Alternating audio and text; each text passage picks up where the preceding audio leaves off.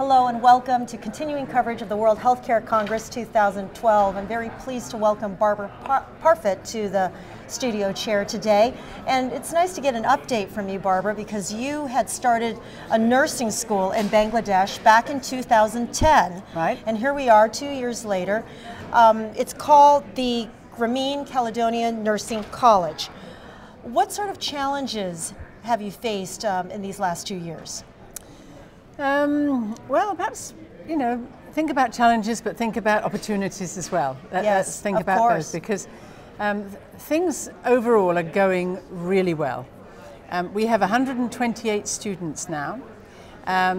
They are thriving. They are becoming assertive, creative, enlivened, liberated.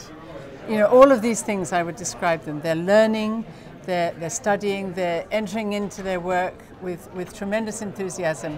And we're really excited about meeting our aims of developing leaders, decision makers, and future nurse practitioners. These are the really positive things that I can share with you that are actually happening. Mm-hmm. The other really positive thing that's happening is that we're preparing our faculty. I mean, this is the challenge as well as the opportunity.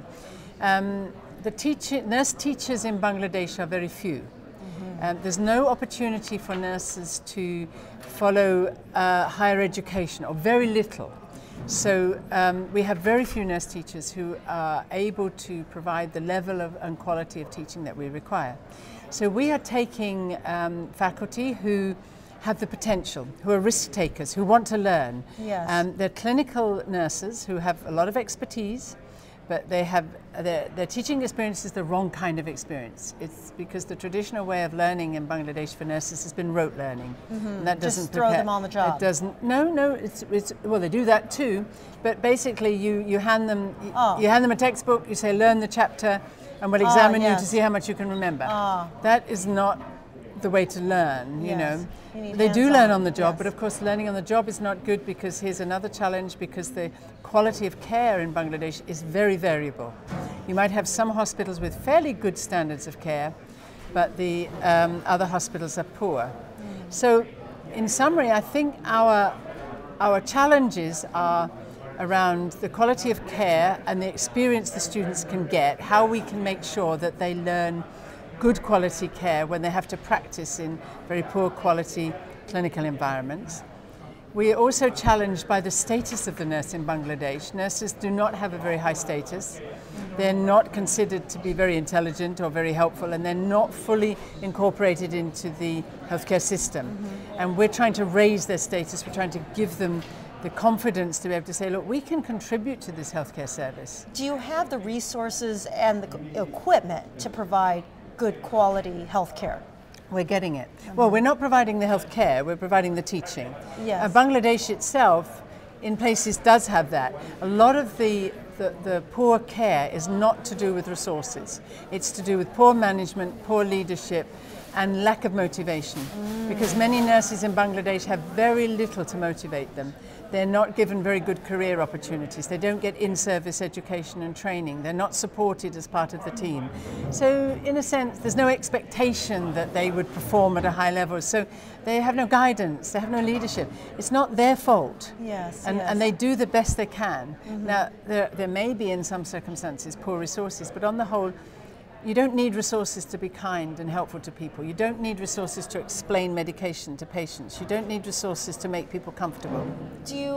You've come quite a long way, though, I sense, in the last 2 years. Where do you think you will be 2 years from now? Well, where we've come to at the moment is that we have we've set up an institution. So we have the infrastructure to provide educational for nurses. That's really important, that you have your HR department, your finance department, your actual institutional infrastructure. Yes. That was a big part of the early stage, setting all that up.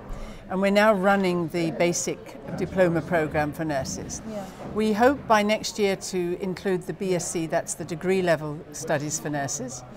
We are planning in September to start a teacher training program. so that we can train nurse teachers, because as I said, we're very scarce on good teachers. We hope that we will then introduce the master's program in 2 or 3 years' time. And then my big dream is that we're hoping to set up 2 training clinics, 2 model clinics where we can actually train our nurses in community health on the job at a high standard. Wow. And so we're looking at the moment about how we're going to do that. We need to set up the clinics, and in those clinics we want to demonstrate integrated healthcare delivery, how the doctor, the nurse and the community health worker and the paramedic can all work together. As a team, and the patient's journey and the decision-making tree right. can be clearly identified for each of these cadres of health workers. Terrific. And that's what we're trying to do next year and the year after. And then our big thing, of course, is we hope to be moving into our new premises. We're having purpose-built premises. At the moment we have rented accommodation because we're expanding at such a rate we're now bursting at the seams. We have no more room. So by 2014 we expect to move into our purpose-built nursing college.